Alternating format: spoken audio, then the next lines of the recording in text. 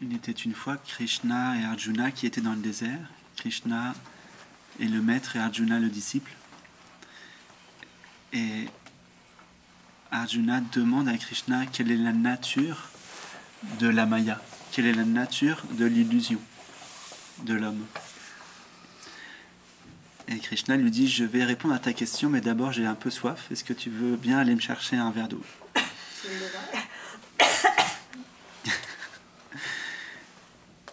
Et Arjuna, en bon disciple, lui dit, ouais, ok, pas de problème, je vais te chercher un verre d'eau. Il marche pas mal parce que le premier village, il est assez loin. Il commence à trouver un charmant petit village en lisière du désert. Et puis, il cherche dans le village, puis il trouve une belle fontaine. Mais pour puiser de l'eau, il a besoin de trouver la puisatière, donc il va chercher la puisatière. Et il arrive à puiser de l'eau, mais comme il avait marché toute la journée, il était un peu fatigué. La puisatière l'invite à rester chez elle. Puis après, comme vous dites au Québec, ça donne que... Ou ça donne, je sais plus. Ça donne qu'il tombe amoureux de la puisatière. Et qu'après, donc, il décide de se marier, d'avoir des enfants.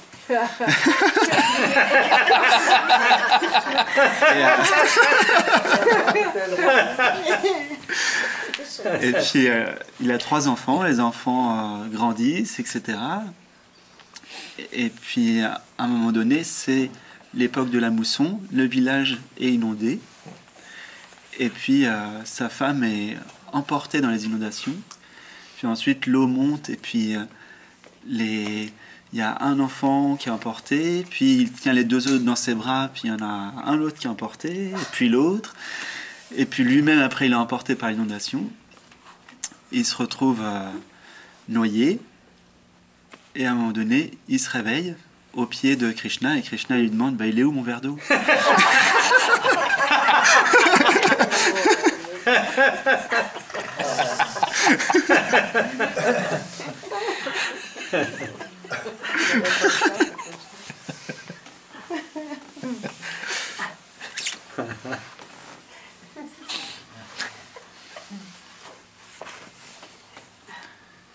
Juste une petite parenthèse, parce que dans les Écritures, on prend souvent la femme.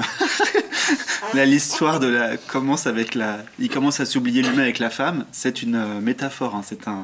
C'est juste pour. Voilà, ça aurait pu être autre chose. Mais bon, on prend cet exemple-là. Mais c'est pas la femme le problème. Non, parce qu'après, il y en a qui vont comprendre. Donc, faut pas se marier, faut pas faire des enfants. Puis, faut pas boire non plus, faut pas boire d'eau.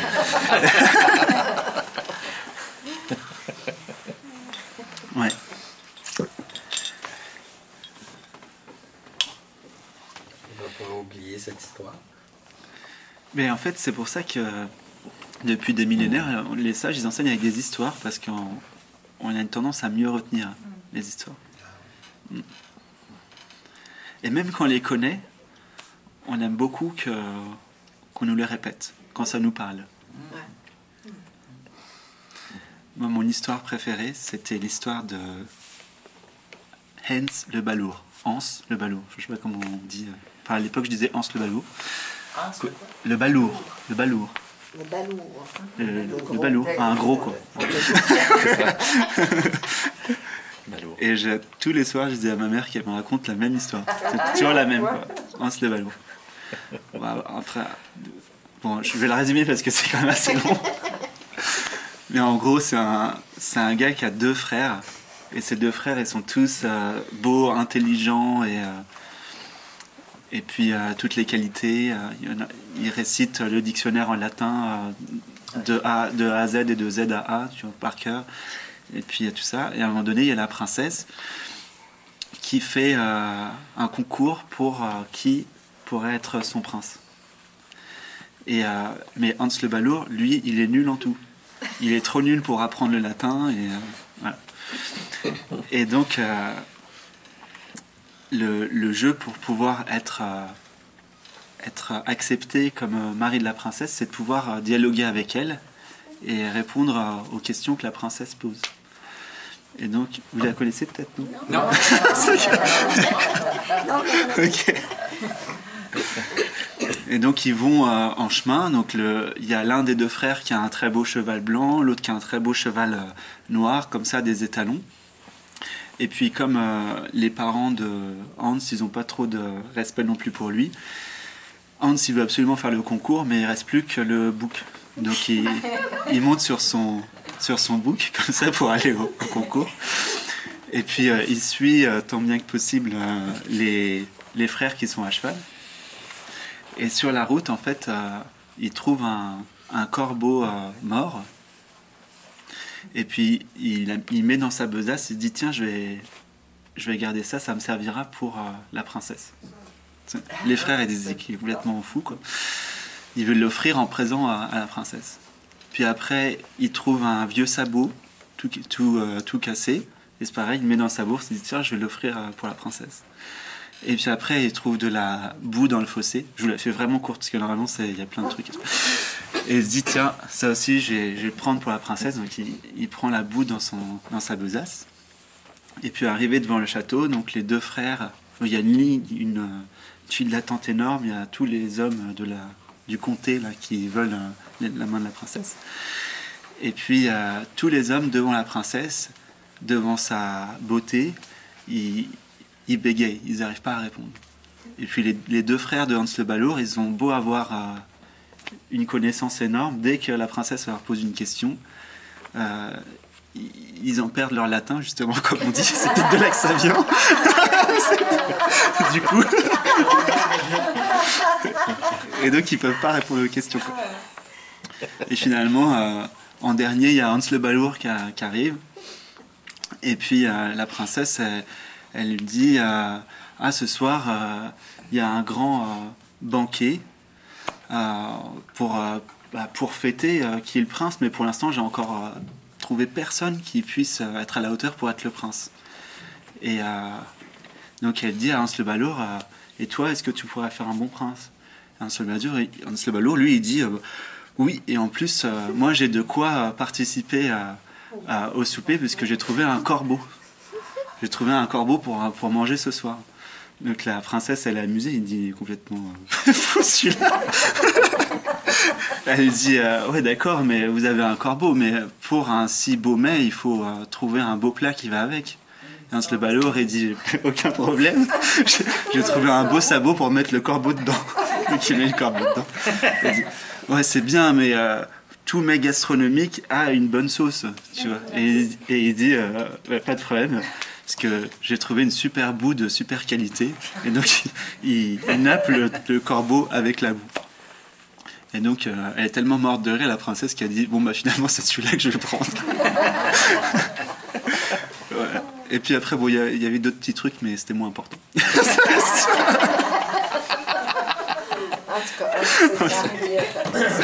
Ouais.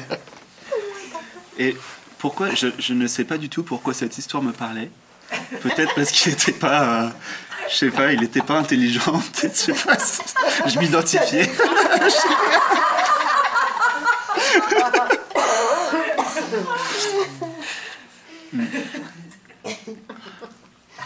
Mais cette spontanéité naturelle de l'enfant, on la retrouve beaucoup chez les sages. C'est les trois grands mystiques français les plus connus, enfin français et on va dire et italiens. Vous avez Padre Pio, Marthe Robin, vous avez le curé d'Ars. Quand vous lisez les biographies, à chaque fois, c'est tout sauf des érudits. À chaque fois, en cours de latin, il n'y a rien qui rentre. Marthe Robin, quand on lui posait des questions sur le catéchisme, l'évangile et tout ça, à chaque fois, elle faisait comme ça, elle comprenait rien.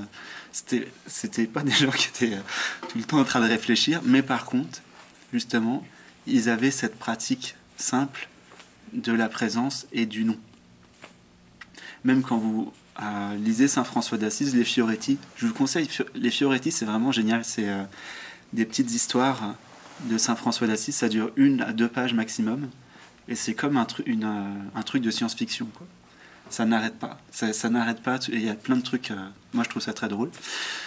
Surtout que tous ses disciples, ils sont un peu comme lui, sauf qu'ils ont tous un pouvoir spécial, comme dans, comme dans les films de super-héros. Vous avez... Donc c'est très marrant. Et Saint François d'Assise est parti à tout quitter alors qu'il était le fils d'un riche marchand.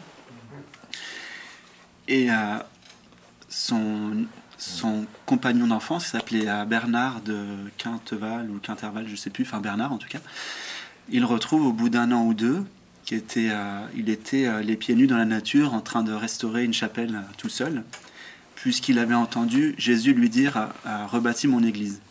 Mais en fait, c'était pas ça qu'il disait Jésus, c'était pas rebâtis mon église dans le sens un édifice, c'était redonne la foi aux gens, quoi. Et au début, il avait pris au pied de la lettre.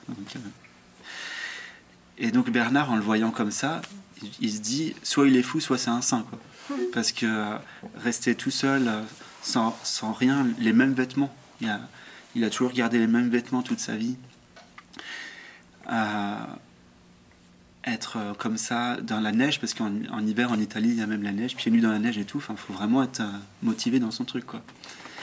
Et donc il l'invite chez lui et il se dit bon, je vais l'inviter à dormir chez moi et je vais essayer de rester éveillé pour voir ce qui fait que ce qui l'anime, quoi, ce qui fait que c'est un saint. Et Saint François, lui de son côté, il dit je vais attendre qu'il s'endorme pour vite pouvoir faire mes dévotions, parce qu'il était très en amour, quoi, avec la présence qu'il appelait Dieu. Et donc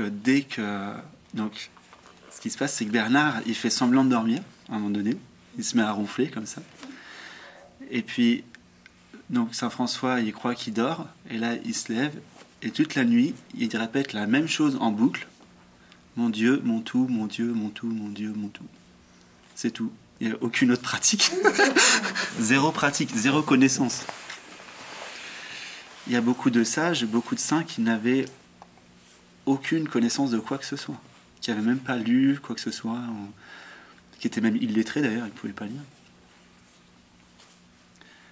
Donc ça passe vraiment par le cœur et pas par le mental. Mais par contre, on peut quand même utiliser des fois le mental. Il y a des comme ce matin, il disait Gérald, quand je lisais des livres spirituels, ça faisait quelque chose intérieurement. Donc c'est aussi une voie. Des fois, on distingue entre la voie de la sagesse, Jnana Yoga, et la voie de l'amour, Bhakti Yoga, la voie de la dévotion. Mais c'est la même chose. Pour pouvoir, quand tu étudies les textes, ça part de l'amour. Si ça part pas de l'amour, faites autre chose. Franchement, c'est pareil pour la méditation. Si avant de méditer, il n'y a pas l'élan comme le petit enfant qui veut jouer,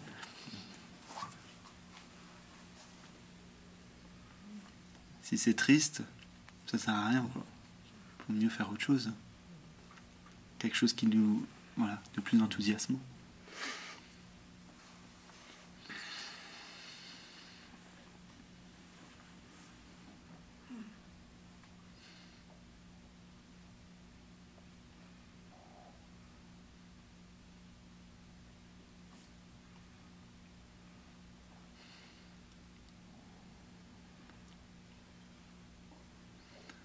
Même quand ça parle pas, ça parle. Le silence parle.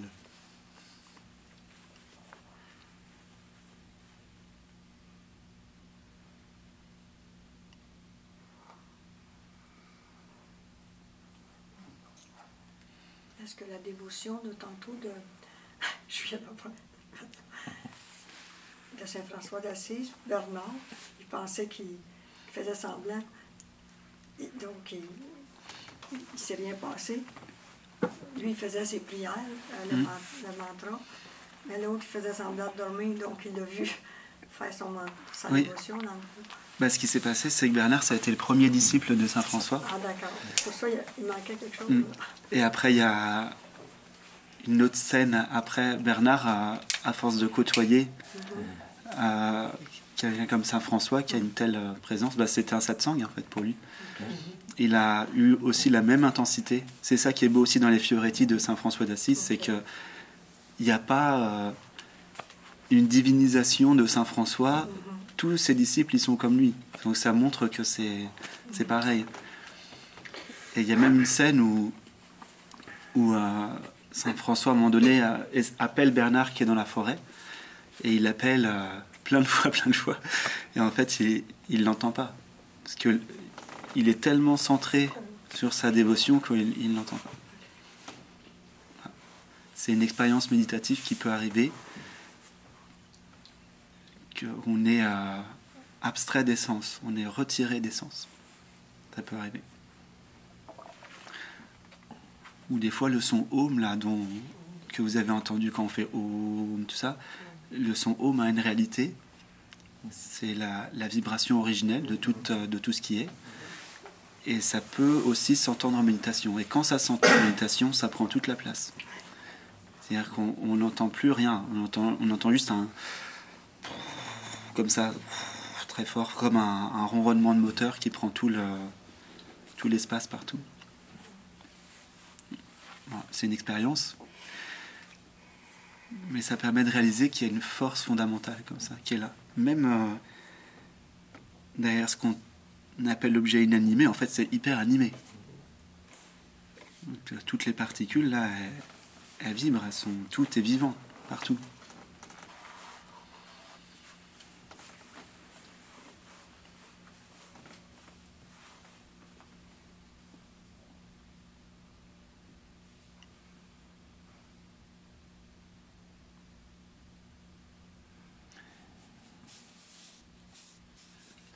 C'est le voile de l'identification qui... Oui. L'identification au fonctionnement du mental. Est-ce que vous connaissez Jill Bolte Taylor? Non. Un autre truc à voir, je me demande si on... je sais pas, il faudrait faire une deuxième séance de cinéma. On va voir, pourquoi pas, ça pourrait être sympa aussi, quand on aura le temps, c'est pas très long. Jill Bolte Taylor, c'est une neuroscientifique, pas du tout dans la spiritualité, quoi que ce soit. Spécialiste du cerveau. Oui, c'est peut-être un AVC. C'est ça. Ah oui, voilà, c'est ça. Voyage à l'intérieur de mon cerveau. Voilà, elle a écrit ce bouquin-là. Ouais, c'est ça. Il y a un passage où à un moment donné, elle dit qu'elle est dans la douche et elle réalise que toutes les particules vibrent et vivent et sont vivantes, quoi. Et il y a même un moment donné, donc elle tombe, c'est pendant son AVC, donc les fonctions du cerveau sont comme ébranlées. Du coup, elle a plus l'équilibre. Là, elle commence à glisser. Elle touche le mur de sa douche. Elle est sous la douche à ce moment-là. Et là, elle ne fait plus de différence entre les particules du mur de la douche et le corps. Elle explique quand elle est dans son cerveau droit, quand elle est dans son cerveau gauche. Ouais. Donc, à un moment donné, elle est en euphorie, elle est toute en extase, elle est toute en béatitude. Puis là, quand son cerveau gauche arrive, là, elle se rend compte qu'elle a... Ouais. Ça, c'est sa traduction en façon scientifique, mais c'est pas ça qui se passe. Ouais, c'est ça, oui. C'est pas une question de cerveau droit ou de cerveau gauche. C'est un petit peu, parce que le film... Oui. Mais c'est bien une question, par contre, de la fonction du mental, du cortex qui traduit la pensée, donc qui traduit la pensée en mots, parce que quand vous pensez, c'est traduit en mots. Bah, cette fonction-là, elle est plus là. Donc du coup, il n'y a plus le blabla. Et quand il n'y a plus le blabla, automatiquement, yoga chitta vritti nirodha, ce que disent les sages, l'état d'union est obtenu par l'annihilation des ondes mentales, donc il n'y a plus le blabla, donc automatiquement il y a l'union. La paix. Voilà. Vous connaissez Jacques Languerrand qui est décédé maintenant, là? Non? Il y a un rire comme Gérard. Il y avait un rire comme ça, il faisait de la radio. Il avait fait une conférence ici à Québec dans les années fin 70, début 80, qui parlait comme ça aux gens dans la salle, que tout ce qu'il y avait dans la salle, objet inanimé, était vivant, puis et imaginez-vous qu'il disait un gros crayon, puis que c'est des cellules, puis c'était impressionnant, ça. Sa conférence. Dans le temps, on ne parlait pas beaucoup de ça. Là. Oui. Mais maintenant, il y a aussi la science le confirme. Si tu veux. Maintenant, la science le confirme. Oui. Ça se vérifie. Nazim, là, que je parle. Là. C'est facile à voir. Vous connaissez Nazim à Oui. Ah oui. Les dernières là, sont super là, à Paris. Qui fait en français en plus. Là.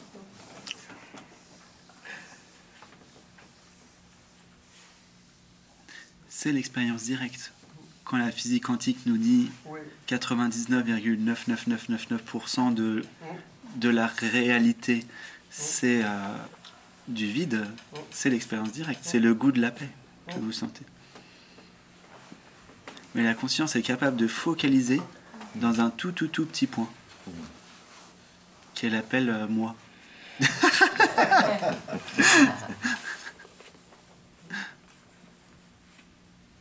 Mais en fait, le vrai moi, c'est pas un point localisé.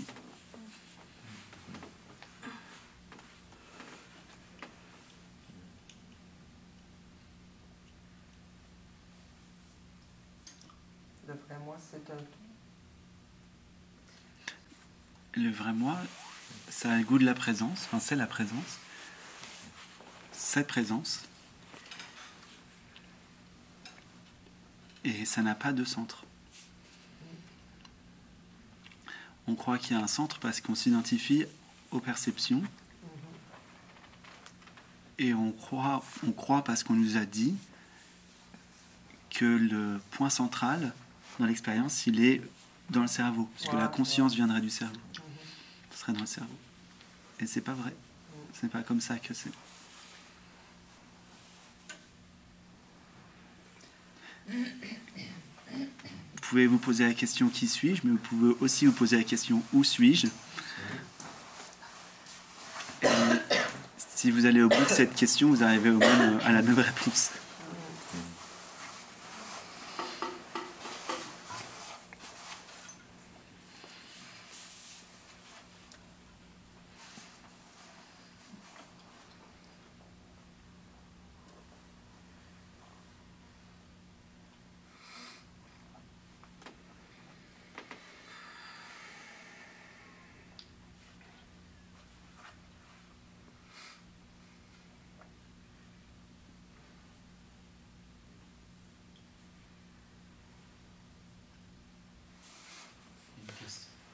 Une question qui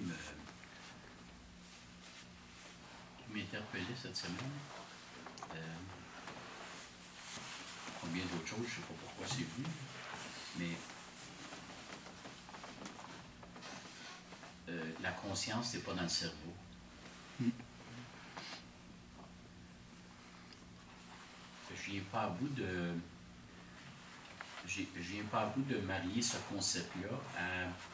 Je me souviens, il y a 2-3 ans, j'ai eu des... coup sur coup, j'ai eu des opérations aux épaules, entre autres. Et j'ai eu une anesthésie pas complète, là, mais... Et je me disais, si je suis pas le cerveau, par quel phénomène une injection quelconque m'a fait perdre la conscience? Ça t'a pas fait perdre la conscience? La mémoire. Ça m'a pas fait perdre la conscience. Non, ça a endormi le corps, mais ça n'a pas fait perdre la conscience. Oui, mais c'est ça. Okay. Mais tu vois, c'est là que ça marche pas dans ma tête. Là. Je me dis, ça a endormi le corps. Puis il semble que je suis parti avec. Là. Oui, il semble. Mais tu as besoin d'une conscience pour que la conscience est toujours là. La preuve, le cœur continue de battre et le corps continue de fonctionner. Il faut une conscience pour ça. C'est vrai. Quelqu'un qui... Bah oui. quelqu'un qui a dit quelque chose comme il faut pas confondre la perte de la conscience et la conscience du rien, quelque chose en couleur. Oui.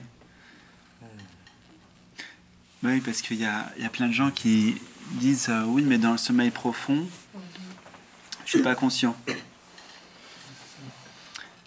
Comment tu peux dire que tu n'es pas conscient sans en être conscient? C'est pas possible. Si tu es capable de dire je suis pas conscient, c'est bien qu'il y a une conscience qui expérimente ça, qui expérimente cet état-là. Qu'est-ce qui est conscient que tu n'es pas conscient? Qu'est-ce qui est conscient que tu n'as pas été conscient? Est-ce qu'on peut dire, avant que ce corps existe,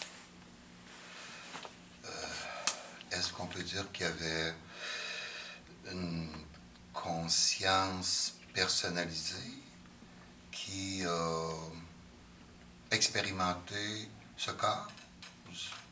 Est-ce que c'est clair ce que je dis? Ben, avant que ce corps existe, elle ne peut pas expérimenter ce corps. Mais lorsque le corps a existé, est-ce que cette conscience existait déjà? Oui? Ah oui, oui. Tu veux dire quand le corps est créé, dans le ventre de la mère, par exemple? Oui, oui. Est-ce que cette conscience existait? Oui. Oui. Donc, c'était la conscience universelle. Il faut que je mette des mots, là. Oui. Ouais.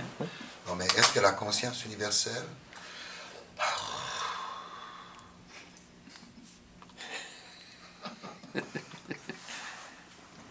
C'est parce que je ne veux pas dire les vies passées.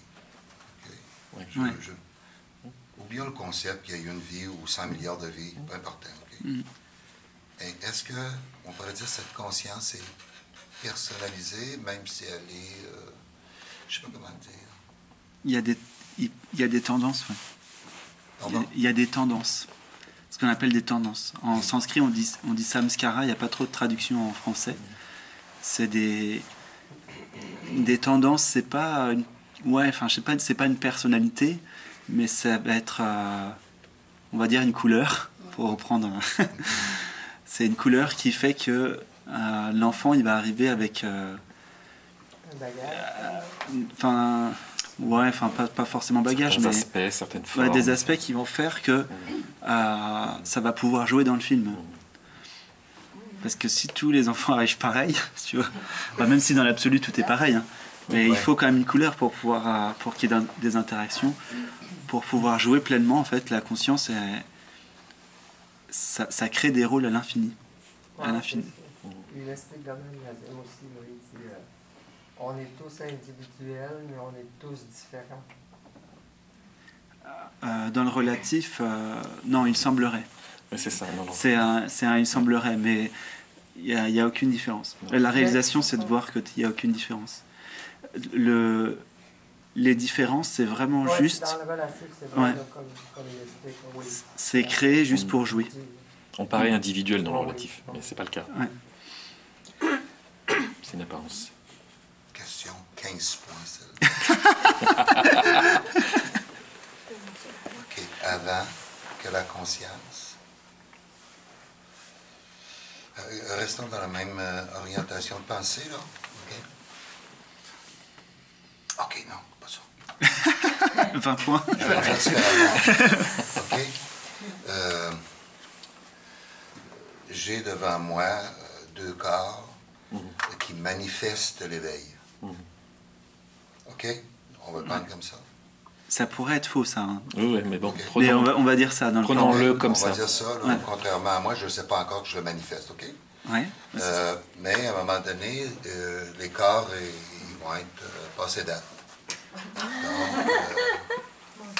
la conscience manifestée va quitter ce corps. Est-ce que la conscience manifestée va être consciente qu'elle est? Oui, elle est toujours. Ouais. Hein? Elle est toujours consciente d'être. OK. Donc, ce que je comprends, si je comprends bien, là, c'est que, supposons qu'en partant d'ici, après le souper, j'ai une crise, mon corps, Il planche. il se plante. Mais Colin, je n'ai pas encore manifesté la conscience. OK? Est-ce que je vais redevenir conscient? Parce que je ne suis plus limité par ce corps ou le cerveau, peu importe. Alors tu te rappelles, on va dire, C'est ça. instantanément, enfin ça dépend des gens. Les gens très matérialistes, ils mettent un peu plus de temps à s'en rappeler, OK? mais tu vas te rappeler de beaucoup de choses. OK. J'ai fait plusieurs fois des sorties hors du corps quand j'étais enfant, donc ça s'apparente à un état comme si j'étais mort, quoi, physiquement. Et en fait, tu te remémores très rapidement comment ça fonctionne de l'autre côté. C'est comme si c'était... ouais, c'est vraiment inné, quoi. Tu ne peux pas... dès que tu arrives de l'autre côté, tu sais que tu as toujours... Enfin, c'est même plus naturel pour toi. C'est tellement plus naturel que quand tu reviens dans le corps après, tu rigoles du fait de marcher, par exemple, du fait de plus entendre toutes les pensées de tout le monde, et que... Parce que c'est comme ça que ça se fait de l'autre côté. Tu te reconnais plus facilement de l'autre côté. Tu te reconnais, en tout cas dans mon cas c'était ça. C'était évident. Ouais. Mais c'est comme- Mais là, il n'est pas fini, j'étais en 3 questions. OK, vous voyez, j'ai sorti d'ici par l'axe. OK? Ouais. Bon. Et Pierre et Gérald, un jour, c'est ces corps qui ont manifesté l'éveil. Bon, ouais, les autres aussi, ils tombent. Et à supposer qu'on reprend un corps à nouveau. Donc, l'être qui habitait le corps de Gabriel, il prend un corps, puis l'être qui habitait Pierre Gérald reprend un corps. OK? À supposer que... Est-ce que l'éveil va se manifester immédiatement, puis Gabriel, il faut qu'il continue jusqu'à temps qu'il manifeste l'éveil? Est-ce que c'est clair ce que je viens de dire? Ah oui, tu veux dire dans une autre À supposer incarnation, qu'à une entre autre vie, guillemets. Tu vas manifester l'éveil. Ça Est-ce peut que prendre un tu vas- certain temps. Pardon? Ça peut reprendre un certain temps. Ah, OK. Mais normalement, ça devrait arriver entre Assez guillemets rapidement. assez rapidement. Oui. Assez rapidement. Tu reviens avec des acquis, c'est ça? On va le dire comme ça. OK. T'as pas perdu. En fait, t'as fait ton existence, t'as connu entre guillemets l'éveil. Même si tu quittes entre guillemets encore cette enveloppe, oui. parce qu'en fait, en tant que conscience, puisque tu es conscient d'être la conscience, en tant que conscience, tu quittes pas en fait le corps. En vérité, d'accord. Voilà. Mais bon, il y a tout un tas de processus qui se passent, c'est un peu compliqué à expliquer. Mais admettons que tu reprends un corps. Ok. En fait, tu rentres pas dans le système incarnation-désincarnation, j'allais dire automatique. Okay. C'est même pas un choix, c'est qu'il y a un élan de reprendre un corps, déjà parce que tu as vécu la réalisation, donc tu n'es plus dans le système où à un moment donné, si tu veux, là, il y a toujours un élan. L'élan, il est toujours là quand tu es conscient d'être. Okay. Si tu n'es pas conscient d'être, il n'y aura pas un élan, tu rentres en fait dans le système automatique, entre guillemets, des incarnations, tout ça. Mais même celui qui a réalisé le soi, s'il revient dans un autre corps, ça peut prendre, le temps qu'il naît dans ce monde, etc., ça peut prendre un certain temps avant que ça revienne. Mais ça peut revenir aussi tout de suite, pas très rapidement. Il peut décider de ne pas revenir aussi comme Bien sûr, tout à fait, bien sûr. Exactement. Alors on pense à d'autres choses. Tout est possible. Hein. C'est ça. Vraiment, tout est possible. Infini, hein? C'est vraiment infini. Très Vraiment infini. intéressant. J'aime comment tu dis, si tu n'as pas connu l'éveil, si je perds mon corps aujourd'hui et que je suis mêlé, troublé, whatever, je vais revenir, mais je vais revenir dans la machine automatique. Là. À ce moment-là, est-ce que c'est faisable de dire que je vais revenir un peu à l'endroit où j'ai laissé? Est-ce que c'est une continuité dans l'évolution? Un peu à l'endroit où tu as laissé, oui, on pourrait le dire comme ça. Parce qu'on peut dire On aussi pourrait le dire pour comme les ça. doués, là. Mais ça peut être des expériences différentes quand même à vivre, hein, pour parvenir à l'éveil à ce moment-là quand même. Ouais. Mais c'est un peu, on reprend un peu entre guillemets le fil, quoi. OK. Bon. Mais ça sera peut-être pas forcément la même vie, hein, avec les mêmes expériences. Hein. Ouais, Ça peut être complètement différent. Hein. Revenez, Gogo Boy. Mais le seul. Je voulais me commander quelque chose.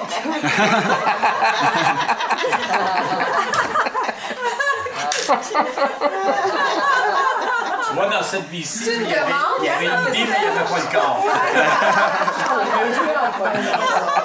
Hey, non, pas ça. Pour moi, il a déjà été, il ne veut pas nous le dire. Alors, quand j'étais jeune, il y avait un hôtel par chez nous, puis il y en a un qui ouvrait le rideau par en dedans, puis il y avait des go-go boys, des danseuses, on regardait ça, là, puis hey, on trouvait ça fascinant. Quand t'as 8, 10, 12 ans, 13 ans, Ouais, c'est ça. En plus, c'était Ah ouais.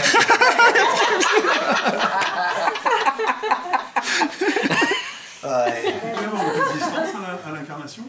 Une résistance. Oui, ça peut faire Ah ouais, partie. très souvent. Ouais, bien sûr. Ouais. Moi, dans mon cas, il y a eu résistance. La même. J'ai eu arrêt du souffle, arrêt du cœur. La même. J'étais tout bleu et tout. Comme Krishna. Ma mère, elle a fait des contractions inversées. On remonte au lieu de descendre. Donc ça a été un Ça, pataquès. c'est des résistances à la naissance, mais l'incarnation, elle se fait pas un peu avant, non?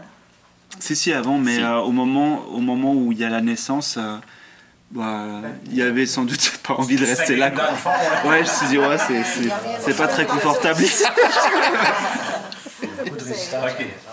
Très bien. Mais le but, c'est pas c'est d'atteindre l'éveil, parce qu'il posait la question de revenir dans un autre corps pour...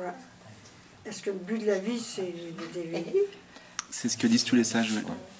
Il n'y a pas de but en fait, mais le C'est pas seul un but, but mais- qu'il y aurait, c'est celui-ci. Il n'y a pas de but en fait. Ok, mais pas de but. mais s'il y a un but, le seul qu'il y aurait, c'est celui-ci. Ah oui, OK.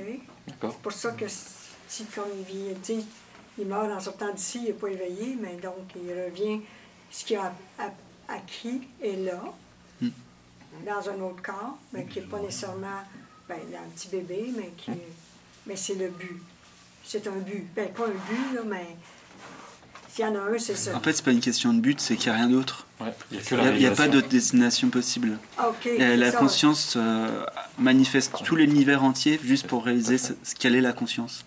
Donc il n'y a rien d'autre que ça. Il n'y a que ça. OK. Mettons, toi, t'as atteint ça, tu meurs demain matin, tu reviens pas.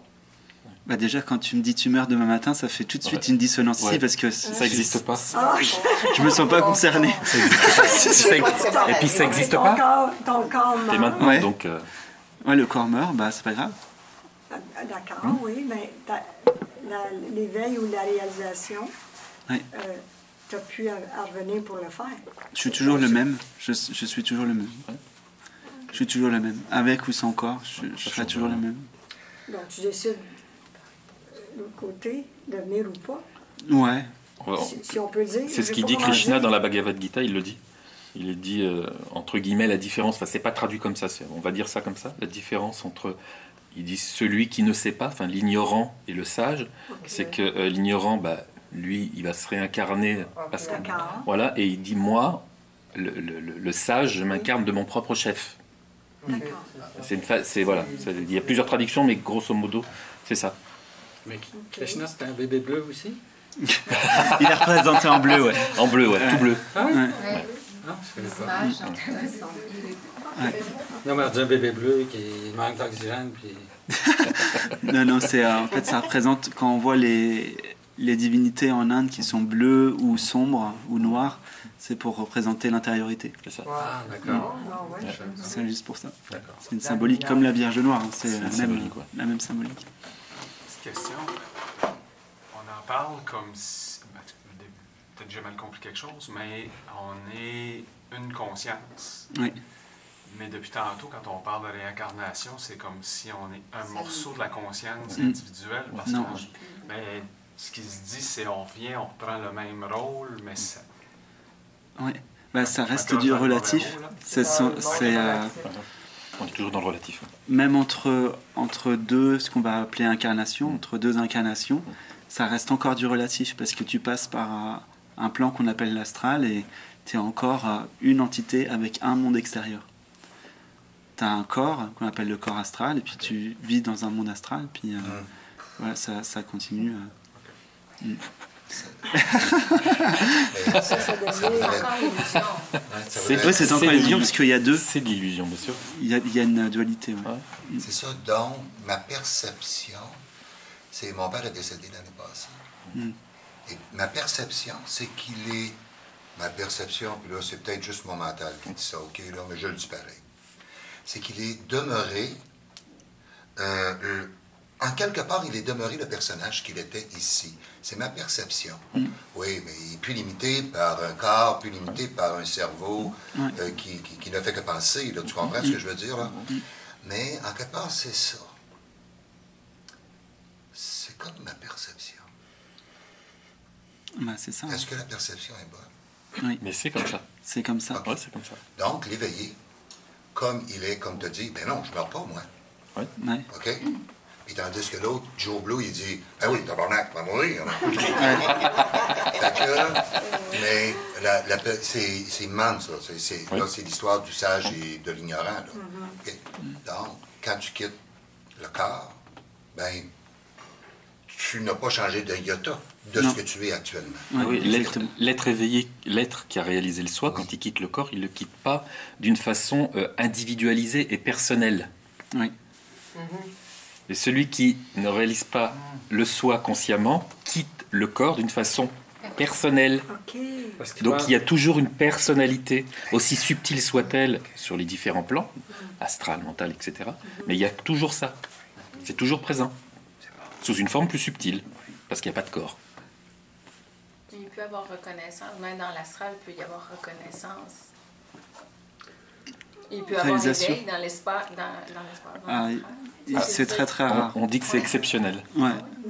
En général, la réalisation, c'est exceptionnel. On a besoin de... Ouais. Oui. Il y a besoin de la dualité pour réaliser l'unité. C'est... c'est bon. C'est pas duel?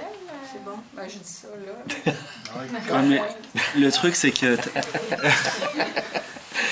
dans l'astral, il y a rien qui est confrontant parce que c'est un monde de fréquences, comme ici, hein.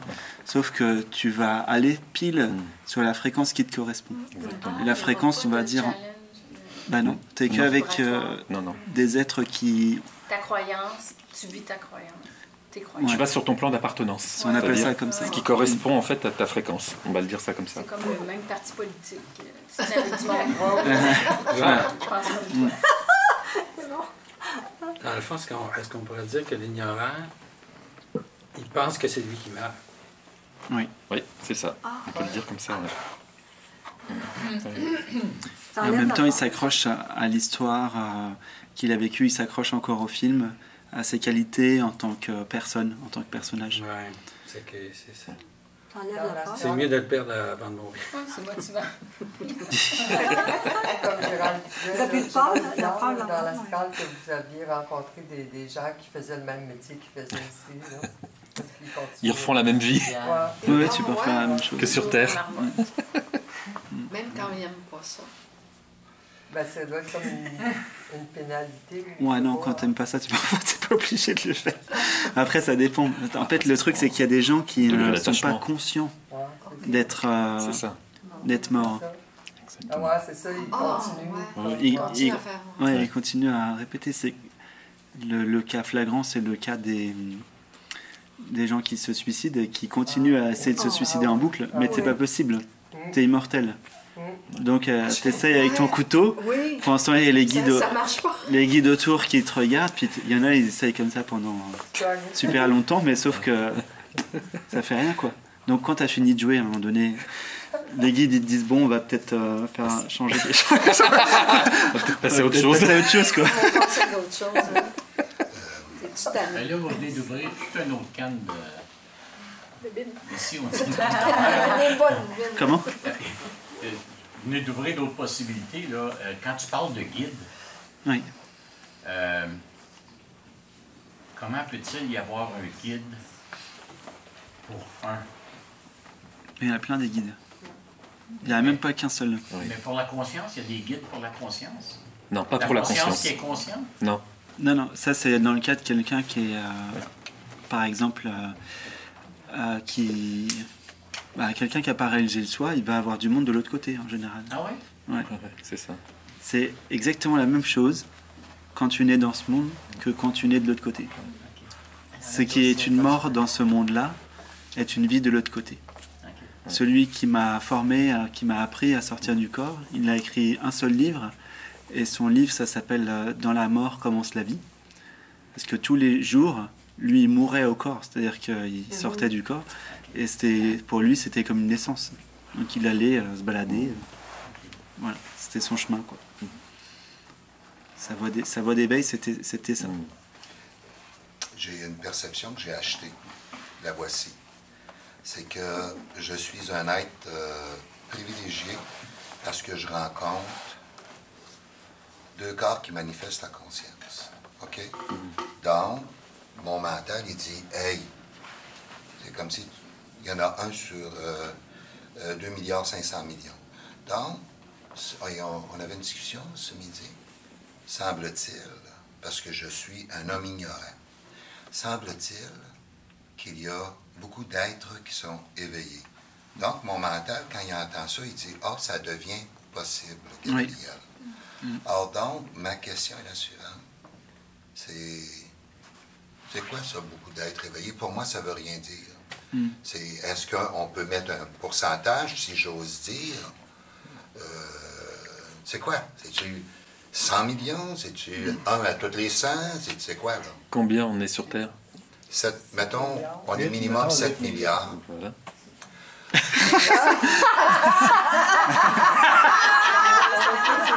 Hey, Gérald, t'es plat. Je vais le dire différemment. Consciemment. Qui manifeste la conscience. Je suis éveillé, mais je ne la manifeste pas encore. J'entends bien. Non, mais qui la manifeste consciemment, quoi. Ouais. Il y en a de plus en plus. Et c'est exponentiel. Actuellement, vraiment exponentiel. Actuellement? Ouais. Ce qui n'était pas exponentiel il y a 50 ans? C'est tout ça que tu veux dire? On va dire que tous les facteurs sont réunis pour que ça ait lieu maintenant. Ah, OK. C'est pas que la conscience a choisi ça, mais on pourrait le dire comme ça quand même. C'est maintenant. C'est une transition, on va dire. D'accord? Une période qui est importante pour l'humanité. Je ne vais pas répéter les mots à chaque fois que tout le monde dit dans les bouquins, mais c'est vrai. C'est juste. C'est vraiment là, maintenant, que ça se passe. Les changements climatiques, la nature va forcément nous tourner le regard vers nous autres. Oui. Parce que là, on est axé seulement sur la consommation. Ils veulent arrêter la pollution, mais pour vraiment arrêter la pollution, il faudra arrêter la consommation, il faudra arrêter l'économie, mais ça, il y a. Et puis notre regard. Il faut changer le regard. Oui, c'est ça. Pour pouvoir avoir accès à ça. Et donc, du coup, tu le diriges vers l'intérieur. Mais que les eaux montent, mais que ça brûle au Canada, mais que ça monte, les eaux montent partout, on va dire, wow, on va dire, qui suis-je? Hein? Mais ça se fait déjà beaucoup dans ça. En tout cas, tu pourras te diriger que vers ça. Parce qu'il n'y a que ça. C'est le même que je le sens, moi. Ouais. C'est ce qui se passe. Donc, ce que je comprends, c'est que toutes les conditions favorables sont réunies pour faire pousser, exemple, un plant de tomates. Donc, c'est la même chose qui vont favoriser une manifestation à travers les corps de la conscience qui se reconnaît. C'est tout ça? Okay. Tout à fait. On dit aussi qu'il va y avoir peut-être des moments où ça va être des groupes. Ouais, ça arrive déjà, c'est le cas. Et c'est spontané, parce qu'il y a beaucoup de gens, ils s'y attendent pas du tout. Ça peut arriver à n'importe quel moment. Sans avoir étudié, sans avoir rencontré de maître, sans avoir ouvert un seul livre de spiritualité, étudié la religion ou autre chose. Ah, c'est ça pour nous. Mais ça pourrait s'expliquer par ce qu'on venait de dire juste avant. Les gens s'incarnent et ce qu'on ne sait pas, c'est d'où on vient. Il y a ces gens-là qui popent partout arrivent peut-être directement d'une vie où ils ont connu une élévation de leur vibration. C'est possible. Il y a ça aussi, oui. Alors, il y a du travail qui a été fait depuis longtemps là-dessus. Tout à fait. Puis là, les gens récoltent leurs fruits, tout à fait. Tout à fait. On dit aussi que les jeunes enfants sont plus propulseurs. De plus en plus. Oui, tout se passe en même temps. Donc, ça se fait. C'est déjà fait, ça se fait, puis ça s'est fait. Ça serait agréable. Oui. Ça serait agréable que le groupe ici actuellement.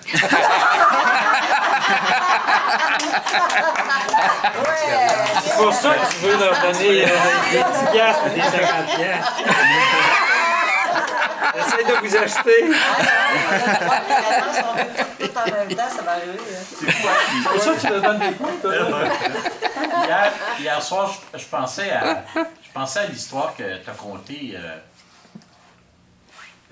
sur ta conjointe qui disait, bon, je suis prêt, puis le mec qui n'était pas prêt, tu sais. C'était quoi, donc? Puis je me disais, il peut-tu vraiment faire ça, tu sais?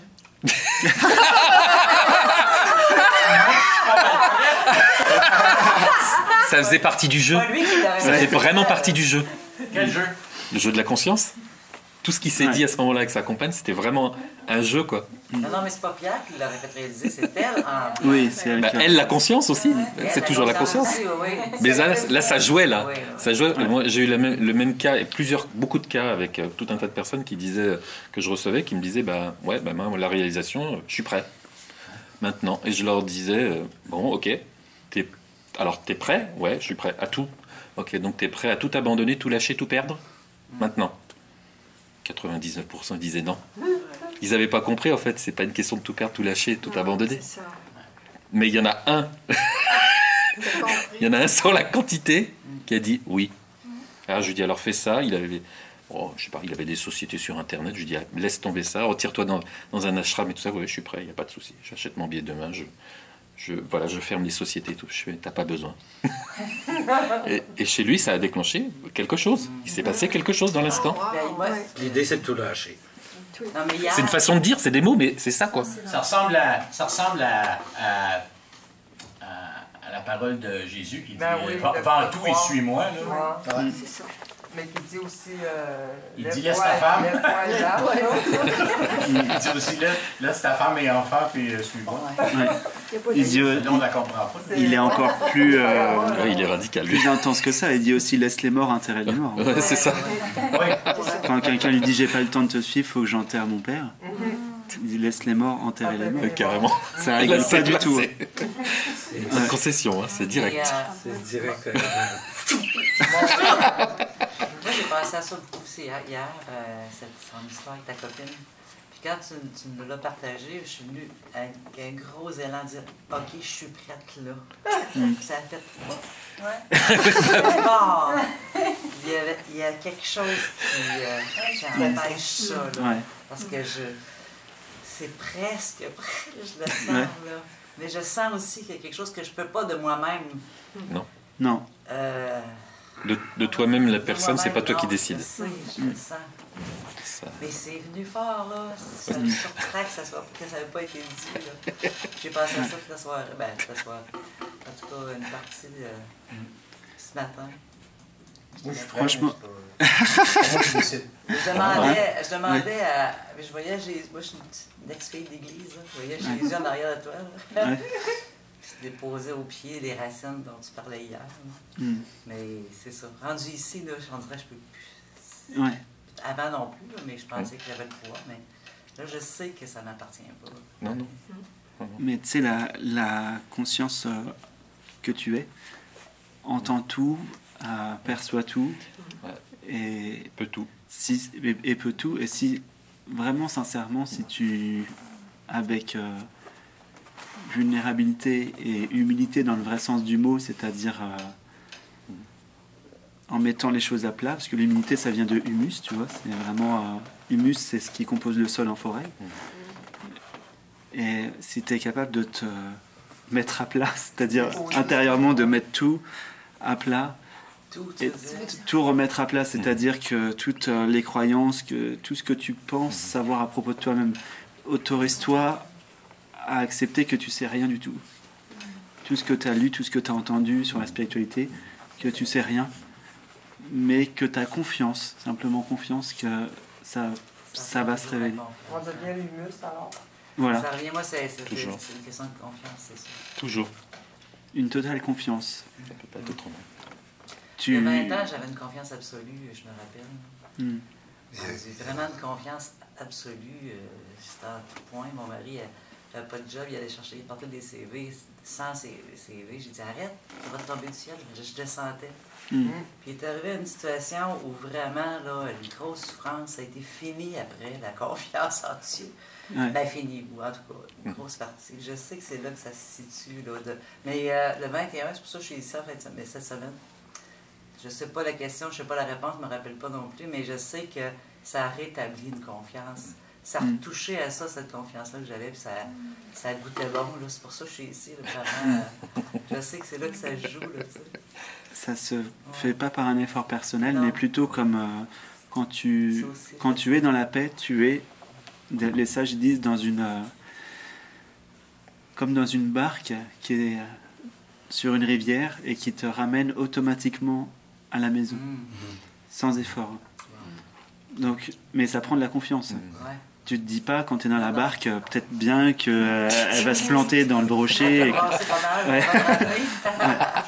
Tu as confiance que ça va te ramener à l'océan. Il n'y a pas une seule rivière au monde qui finit pas à l'océan. Ou ça finit dans un fleuve, puis ça finit à l'océan. C'est beau parce que dans ce que tu dis, on perçoit la présence, que c'est une immensité d'une puissance incommensurable. Et malgré toute cette puissance, cette présence, ce petit personnage, elle lui donne toutes les clés. Oui. Tout le pouvoir. Prends-toi, continue. Et mais c'est un fétu de Pâques. Oui. Mais pourtant, elle donne tout ça. C'est merveilleux d'amour. Hein? Ouais. Ouais. Prends-toi, joue. Et c'est ça, dans le fond. De vie en vie, c'est pas grave. Non. Ben non, on fait pas. C'est pas une course. Hein. Wow. Il n'y a aucun problème. On a tout le temps, puisque le temps n'existe pas. Toute l'éternité, peu importe comment on dit. Il n'y a aucun problème. Tu commences à avoir chaud, France, là.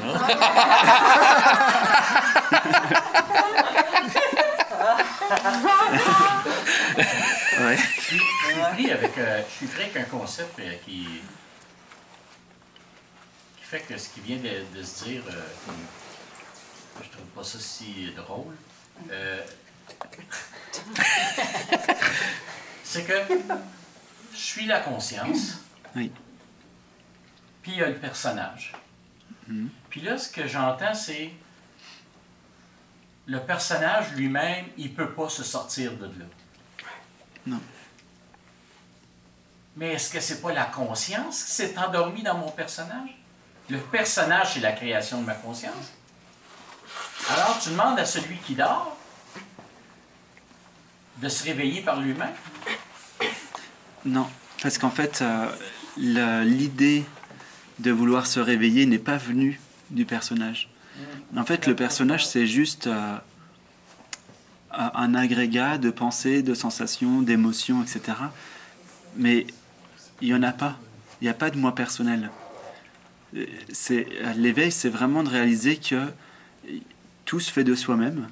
C'est-à-dire, il y a des émotions, il y a des sensations, il y a des pensées, mais tout ça, ça émerge de soi-même. Mais c'est pas parce que vous mettez plein de sensations les unes avec les autres, plein d'émotions, plein de pensées, etc., et vous compressez bien tout ça, c'est pas ça qui va faire un moi. Ça fait pas un moi, tout ça.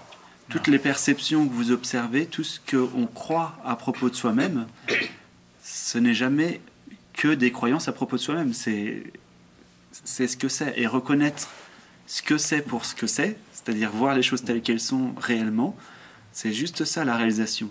C'est juste voir en fait que tout ce qui va et vient, sans exception, il semblerait qu'il y a un personnage, mais en fait il n'y en a pas. Il n'y a pas de personnage. Alors, il n'y a rien de personnel là-dedans.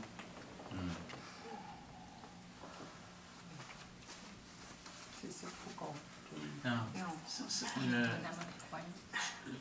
je vois ça, là.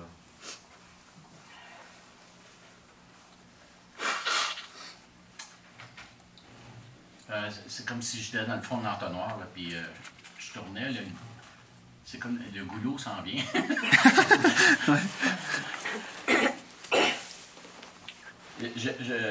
j'étais rendu au point de me dire, bon, ben OK, notre présence ici, là, c'est dans le but de préparer le terreau, mais la fin du travail, c'est pas nous qui va la faire, elle va nous être offerte. Le dernier pas. On peut le dire comme ça. Et là, bon, je vois ça un peu comme ça aussi, et là, je me retrouve devant, ouais, mais le dernier petit bout, là, il dort, là, c'est ça qui m'a... Ah, le dernier petit bout de l'éveil, c'est ça qui m'a endormi. C'est comme... C'est le problème, c'est pas la solution. Tu sais. En fait... Si la conscience s'est endormie dans le personnage... La conscience n'est pas endormie. C'est pas endormi. En fait, c'est simplement reconnaître... Comment tu fais si tu veux... trouver une aiguille dans une botte de foin, comme on dit. Vous dites ça aussi peut-être au Québec. Comment tu ferais? Tu mets le feu dans le foin. C'est bon. Ouais, carrément. Mais carrément. Tu vois? Voilà. Carrément. En fait, tu... Je l'avais pas entendu ça, là. Non, mais en fait, tout est bon, mais il y a plein de façons de faire. Mais ce qu'il va falloir à un moment donné, c'est de faire la différence entre le vrai et du faux. Donc, enlève tout ce qui est faux à propos de toi, et le vrai va émerger de lui-même. C'est juste ça. Et ce qui est faux, c'est ce qui n'est pas permanent. Tout à fait. Donc voilà, la ligne directrice, elle est là. Hein. Vous les coupez à travers champ, vous regardez directement ce qui est permanent. Ce qui a toujours été, ce qui est toujours, ce qui sera toujours. L'amour. Oui, par exemple. Ouais. Voilà.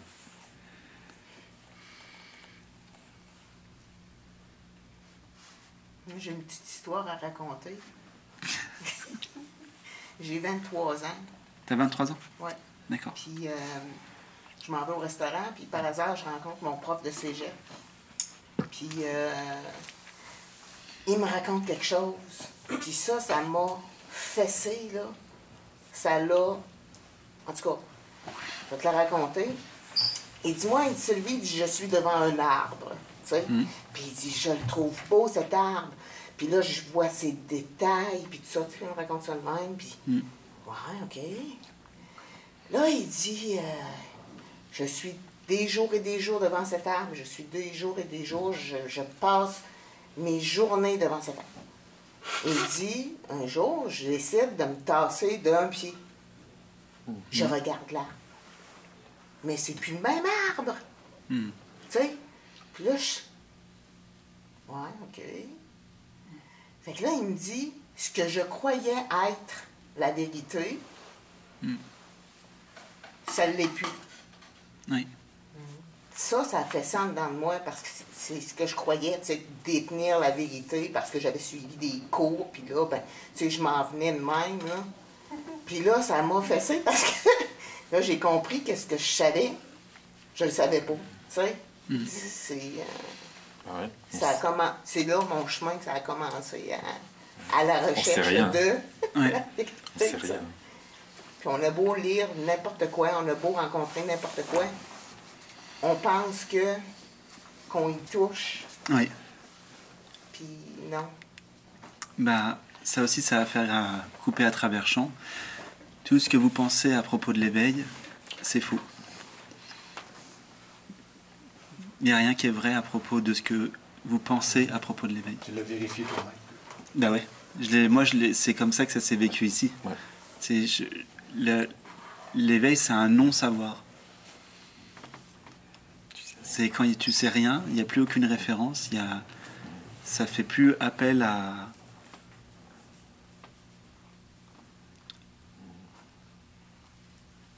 rien. Ouais. Ça se suffit de soi-même. C'est pour ça que je sais plus qui le dit, ça doit être Jésus qui dit « Je parle de ma propre autorité ». Ça se suffit de lui-même. Donc même si tout le monde te disait que par exemple tu te trompes, ben, t'as aucun doute. Ouais, tu sais que c'est ça. Tu le sais d'une façon infuse. Puis l'ego, te fait croire que ce que tu sais, ce que tu as appris, ce que tu t'expérimentes, Ouais. tu sais, Que c'est important, que ça a de la valeur. c'est ça, puis c'est la vérité, là. Puis là, ben, tu le partages, puis tu le partages, puis tu es enthousiaste, puis tout ça, puis finalement, Ouais. arrive une autre personne. Ah, ben, Caroline, il t'explique autrement. Oui. Là, tu dis, ben, ouais, mais là, ça tient plus, là. Oui. C'est Ouais. ça, tu sais. Fait que, En fait, tu mets souvent des petits wagons derrière je suis, jusqu'à ce qu'il y ait réalisation et que tu te rends compte que tout ce qui est derrière je suis est faux, quoi. C'est en trop. C'est en trop. Ça sert à rien. C'est juste du poids, quoi, en plus. Le dernier wagon qui a tenté de se mettre, c'est je suis éveillé, tu vois. Et en fait, dès que c'est apparu, ça a été réabsorbé dans le je suis, dans la source, quoi. Ça a été vu comme complètement illusoire. Toutes les étiquettes que tu peux mettre derrière, que tu peux mettre sur toi-même, sont fausses. Sans exception. Tout ce que tu mets derrière je suis, c'est faux. Vous n'êtes ni un homme ni une femme, vous n'avez pas d'âge, vous n'êtes pas votre profession, vous n'êtes pas papa ou maman, vous n'êtes pas frère ou sœur. C'est pour ça que vous nous dites vous êtes déjà éveillé, parce que l'éveil, ça ne bouge pas. Ouais, Ah oui. Exactement. Ben oui, c'est ça. C'est là. Et on ne peut pas ne pas l'être. Ben non, tu peux pas ne pas l'être. Mm. C'est pour ça. Ouais. Ça veut dire quel effort à mettre pour réussir à sentir que tu ne l'es pas. Ouais, c'est vrai. C'est Ah vrai. oui, c'est vachement un effort. Hein. Et une C'est tension, une c'est résistance. un effort énorme de se croire quelqu'un. Ouais, c'est vrai. Complètement. C'est vrai. Les vacances. C'est ce qu'on dit toujours. Ouais. Nous, on est toujours en vacances. Bah oui. Mais c'est terrible en même temps parce que j'ai la chance d'être âgé, de commencer à être âgé. Donc, je connais beaucoup de gens. Et quand je regarde ces gens, quand je les regarde penser, je m'aperçois qu'ils deviennent... C'est comme si qu'ils matérialisaient dans le corps le mental, dans le sens que avant ils manifestaient des peurs, là, ils sont la peur. Ouais. Et je vois ça. Et je dirais pas que c'est un film d'horreur, je dirais pas ça. Mais tu dis, Ouais. si je continue, je vais devenir cela. Ouais. Alors j'ai la liberté de dire non, je vais prendre un autre chemin qui appelle le chemin de l'éveil. Mais c'est ça. Et c'est ça que je vois. Ouais. Je ne le voyais pas quand j'avais 30 ans. Parce que j'étais peut-être davantage endormi, on va dire, ou je ne sais pas comment dire. Et je le vois chez les gens là, de mon âge et avant mon âge. On avoue qu'ils vieillissent mal. En fait, le mental, il fonctionne grâce à la temporalité. Et donc, au fur et à mesure du temps écoulé au niveau du corps, on va dire, sur le plan relatif, il y a, quand on est jeune, le mental, il n'a pas beaucoup à penser par rapport au passé. Tu vois, quand tu as 6 ans, il y a une focalisation qui se fait sur l'avenir. En plus, on te le dit. Donc, on te dit qu'est-ce que tu veux faire plus tard. Tu as 6 ans, tu sais, on te dit qu'est-ce que tu veux faire plus tard. Est-ce que tu veux te marier, avoir des enfants, Et la marque de ta voiture, ce sera quoi quand tu as 6 ans?